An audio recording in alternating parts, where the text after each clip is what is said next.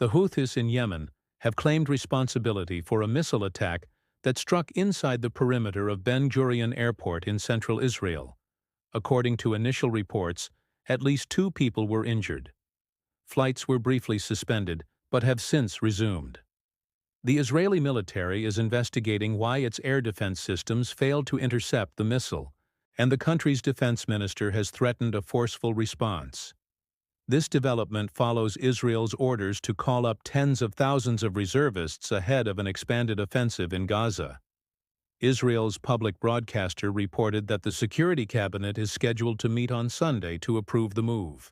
Israeli officials have repeatedly stated they will intensify military operations in Gaza if Hamas fails to release the remaining hostages. Despite international pressure, Israel has blocked all aid from entering Gaza for 2 months, with warnings that intentionally starving civilians constitutes a war crime. Middle East correspondent Hugo Bachega provided updates from Jerusalem, noting that the missile was fired by the Houthis in Yemen, targeting an area near Ben Gurion Airport, Israel's main international airport. Authorities confirmed no serious injuries, though 2 people were hospitalized with minor wounds. Israel's sophisticated air defense systems typically intercept most missiles, making this incident unusual. The Houthis have repeatedly launched rockets at Israel, claiming solidarity with Palestinians in Gaza. In response, Israel and a U.S.-led coalition have conducted strikes against Houthi targets in Yemen to curb attacks on Israel and shipping in the Red Sea. Regarding the planned call-up of reservists, Hugo reported that Israel's Security Cabinet is expected to approve the measure, signaling a potential expansion of military operations in Gaza. Israeli officials argue that increased pressure on Hamas is necessary to secure the release of hostages. Since the ceasefire ended in March, international efforts to negotiate a new deal have stalled. Meanwhile, Gaza faces severe shortages of food, water, and medicine, with aid agencies accusing Israel of employing starvation tactics, a claim Israel denies. Protests within Israel, including from former military officials, have called for an end to the war, with some alleging Prime Minister Benjamin Netanyahu is prolonging the conflict for political survival.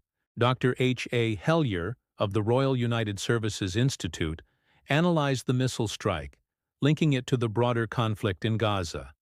He emphasized that the Houthis' actions are explicitly tied to Israel's war in Gaza and questioned whether de-escalation or further escalation would follow.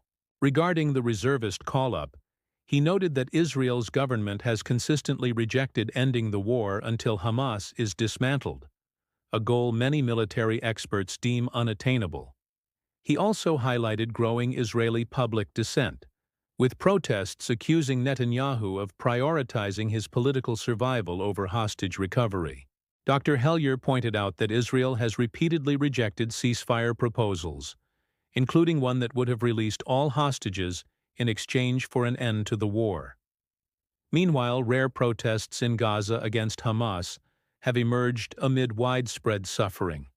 When asked why Hamas refuses to release the hostages, Dr. Hellyer explained that Hamas views them as leverage, particularly as Israel's stated objectives include not only removing Hamas, but also displacing Gaza's population through policies like the Riviera Plan.